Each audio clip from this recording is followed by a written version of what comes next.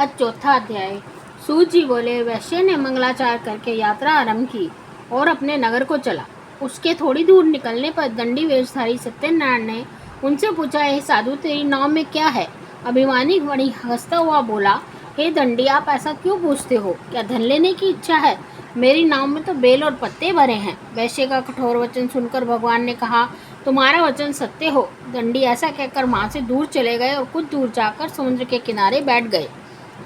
दंडी के जाने पर वैश्य ने नित्य क्रिया करने के बाद नाव को ऊंची उठी देखकर चंबा किया। नाव में बेलपत्र आदि देखकर मूर्छित तो जमीन पर गिर पड़ा।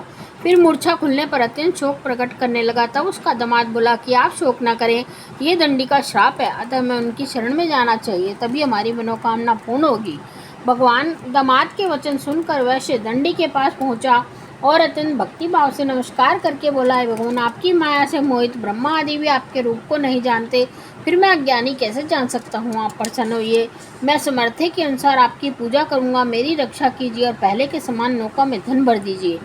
उसके भक्ति युक्त वचन सुनकर भगवान प्रसन्न हुए और उसकी इच्छा अनुसार वर देकर अंतर ध्यान हो गए।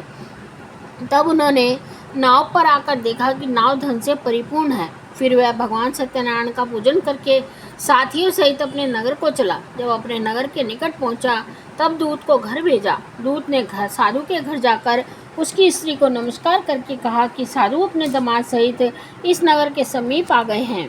ऐसा वचन सुनकर साधु की स्त्री ने बड़े हर्ष के साथ सत्यदेव भगवान का पूजन करके पुत्री से कहा, मैं अपने पति के दर्शन को जाती हूँ, तू कार्य पूर्ण कर शीघ्र आ। परंतु कलावती माता के वचनों को अनसुना करके प्रसाद छोड़कर पति के पास चली गई। प्रसाद की अवज्ञा के कारण सत्यदेव भगवान रुष्ट हो गए और उसके पति को नाव समेत पानी में डुबो दिया। कलावती अपने पति को न देखकर रोती हुई जमीन पर गिर गई।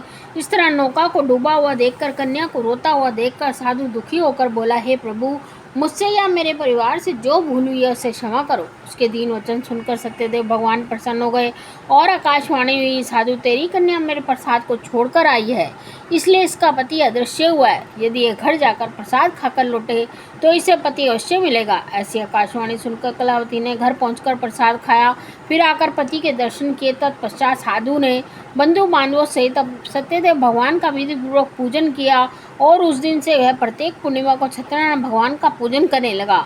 फिर इस लोक का सुख भोग कर अंत में स्वर्ग लोक को गया। बोलिए विष्णु नारायण नारायण नारायण भजमन नारायण नारायण नारायण गोविंद नारायण नारायण नारायण सद्गुरु नारायण नारायण नारायण। बोलो लक्ष्मी नारायण भगवान की जय।